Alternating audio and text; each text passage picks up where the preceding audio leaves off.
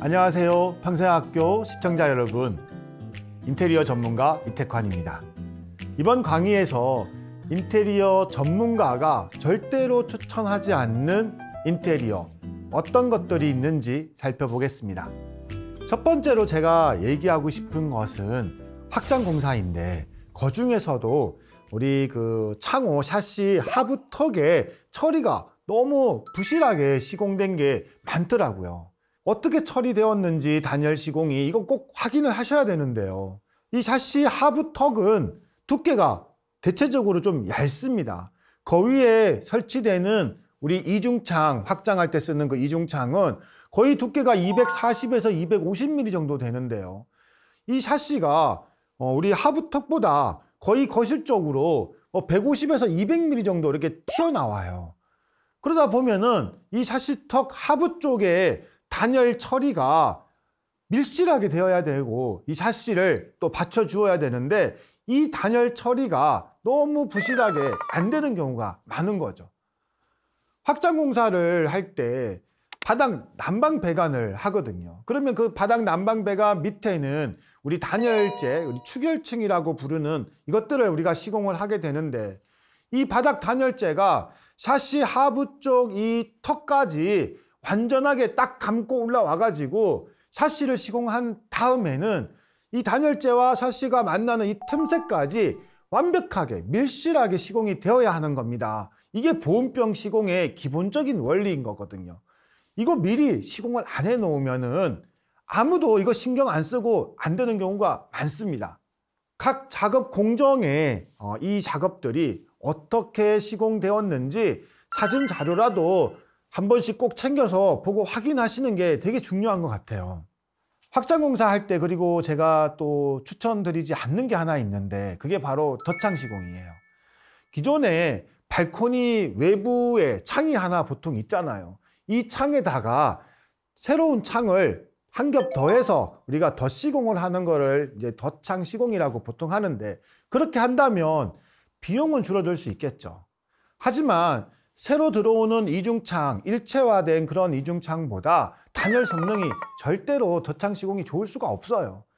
예전에 있던 그 샤시는 알루미늄 샤시로 되어 있는 것도 많고, 플라스틱 PL 창이라고 하더라도 성능이 그리 좋지가 않거든요. 기존 발코니에 있는 외부 창은 재사용을 하면 제대로 된 단열 효과나 이런 난방 효과가 안 날 수 있습니다.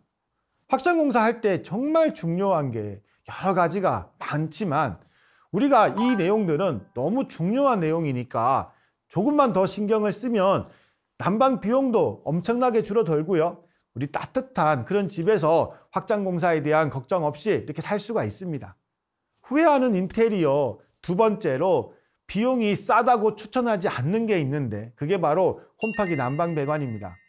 홈파기 난방 배관은 비용과 시간을 줄일 수 있다는 그런 장점이 있어요. 기존 바닥을 파내고 홈파기를 해서 난방 배관을 거기다가 넣고 마감하는 그런 방식이기 때문에 우리 난방 배관을 할 때 바닥 전체 철거를 할 필요도 없고 비용이 훨씬 더 저렴하긴 하죠. 하지만 이 홈파기 난방 배관은 싸게 하다 보면은 몇 가지 문제점들이 있는데요. 그 중에 첫 번째 문제가 난방열이 현저하게 지금 하는 방식보다 적습니다. 따뜻한 물의 양, 바닥에 깔리는 그 물의 양이 적다는 겁니다. 홈파기를 하면은 이 난방 배관의 간격이 넓을 수밖에 없는데, 그 이유 때문이에요.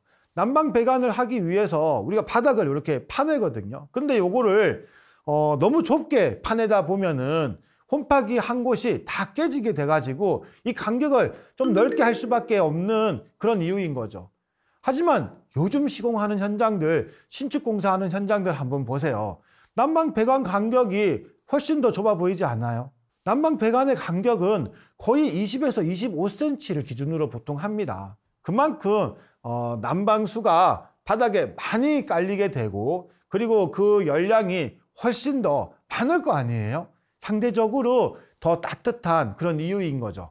예전에 아파트나 이런 것들은 아무래도 이 바닥의 이 수평 상태가 그렇게 좋지가 않는데, 그걸 그대로 이제 홈파기를 하고 이제 배관을 묶고 마감을 하다 보면 그 수평 좋지 않은 수평을 거의 그대로 쓸 수밖에 없는 거죠. 그렇게 하다 보면은 새로 바닥 마감재 마루나 장판 같은 것을 이제 마감을 할 때 이 마감이 좀 좋지 않을 수도 있고요. 바닥 수평을 우리가 맞추기 위해 가지고 다시 수평 몰탈 같은 것들을 시공해서 우리 평활도를 맞출 수는 있겠지만은 워낙 편차가 심한 그런 바닥들은 수평 몰탈을 이렇게 바닥에 탓을 하고 시공을 한다고 해도 비용도 많이 들고 잘 맞추기 또 어려운 경우도 있습니다. 마지막으로 외벽 단열을 할 때 제대로 된 외벽 단열이 힘들 수도 있어요. 바닥 난방 공사를 전체 다 하는 집들은 원체 오래된 집들이다 보니까 대부분 우리 외벽 쪽의 단열 공사도 다시 해야 되는 경우가 많잖아요. 그런데 이런 외벽 단열 공사를 할 때 콘크리트 슬라브까지 이 단열재가 완전히 밀실하게 이 부착이 돼야 되는데 팡통 기존에 우리 몰탈 시공해 놓은 그 바닥에다가 홈파기만 하고 이렇게 마감을 해 놓으면 외벽 단열재를 시공할 때 기존 바닥 위에다가 단열재를 이렇게 시공을 해야 되다 보니까 이 벽 단열 공사가 취약할 수밖에 없어요.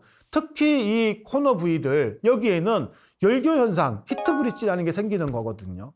단열 누수가 이런 코너 쪽에 구석진 곳에서 생기기 때문에 난방 효과가 더 떨어지기도 하고 외벽 쪽 그 코너 바닥에는 결로 현상이라든가 곰팡이 같은 것도 엄청 많이 발생할 수 있습니다. 기존 바닥을 완전히 철거하고 난방 시공을 할 때는 이런 것들을 완벽하게 외벽 단열하고 바닥을 마무리하기 때문에 난방 효과도 더 좋아지고 장기적으로 보면 이게 훨씬 더 이득이 되는 그런 이유인 거죠. 후회하는 인테리어 세 번째로 얘기 드리고 싶은 것은 주방 위치를 너무 먼 곳으로 이동하는 겁니다. 싱크대를 너무 멀리 옮겼다가 막혀서 골치 아픈 일이 생길 수 있기 때문이죠. 우리 주방의 배수 배관은 공동 배관인 수직 배관에서 연결되어서 우리 집의 바닥에 수평으로 이렇게 깔려 있는데 이 배수 배관을 너무 멀리 이렇게 옮기게 되면 바닥에 구배라고 불리는 이 기울기가 안 나오기 때문인데요. 예전 아파트는 방통 바닥, 우리 난방하고 있는 그 몰탈 바닥의 이 두께가 약 한 10에서 12cm 정도밖에 안 되기 때문에 이 수평 배관을 멀리 보냈을 때 이게 만드는 게 너무 어렵습니다. 배관 기울기가 부족하면요, 이 주방 배관에 이물질이 쌓여가지고 막힘 현상이 이게 발생하기도 하고 이 이물질이나 음식물 찌꺼기 같은 것들이 또 이게 한 번에 막히지 않고 서서히 누적되어 가지고 이 배관 안에 스케일이 생기기도 해서 시간이 많이 지나면 이 막힘이 발생하니까 나중에 힘들어지는 거죠. 주방 위치를 변경할 때는 전문가하고 상의를 하고 배관의 기울기를 충분히 확보할 수 있는 다른 방식의 그런 방법들을 찾아서 배관 설계를 해야 됩니다. 후회하는 인테리어 이 네 번째, 우수 배관에 대한 얘기입니다. 이 우수 배관에 세탁기를 연결하는 경우들이 있죠. 요즘 이거 안 된다는 거 모르시는 분은 없을 것 같아요. 오래된 아파트, 우리 아파트 관리실에서도 이거는 많이 관리를 하고 있더라고요. 워낙 이 문제로 인한 민원이라든가 사건, 사고가 많기 때문이겠죠. 이 물이 내려가는 이 배관 종류 몇 가지나 있을까요? 총 3가지가 있습니다. 빗물이 내려가는 그런 우수관, 그리고 우리 집 화장실이라든가 또 주방에서 사용하는 그런 생활 하수가 내려가는 하수 배관이 있고요. 그리고 우리 집 양변기를 통해서 내려가는 오수관, 이렇게 이 3가지 다른 배관들이 우리 집에서 내려가고 있는데 우리 집을 나와서 외부에서 처리하는 방식들이 모두 이게 다릅니다. 그 중에 있는 이 우수 배관에다가 하수 배관인 세탁기 배수를 연결하면 어떻게 했어요? 안 되는 거죠. 게다가 이 우수 배관들은 발코니에 대부분 노출되어 있다 보니까 겨울에는 이 노출된 배관으로 세탁기 이 하수물이 내려가면 이 배관 안에서 얼어버릴 수도 있고요. 그리고 비도 오지 않는데 시도 때도 없이 이 세탁기에서 내려오는 이 우수관 안에 물소리 때문에 아랫집에서는 스트레스 받는 그런 경우도 있습니다. 세탁기 위치를 옮기는 그런 인테리어 공사를 만약에 하신다면은 우리 집에 있는 기존 배관의 종류를 잘 파악을 해서 우수관은 우수관로에 연결해서 시공을 해야 된다는 거, 하수관은 하수관로에 연결해서 시공해야 된다는 거, 이거 절대로 간과하시면 안 됩니다. 이 강의에서는 오늘 하고 나서 후회할 만한 그런 인테리어 시공에 대해서 대표적으로 4가지만 한번 살펴봤는데요. 무엇보다 중요한 것은 관심과 확인이 일단 필요하고요. 기본적인 개념이라든가 이론적인 그런 이해를 가지고 시공하는 거, 그런 것들이 중요한 것 같습니다. 다음 강의에서는 구축 아파트에서 하면 안 되는 인테리어 그런 시공에 대해서 구체적으로 살펴보도록 하겠습니다. 감사합니다.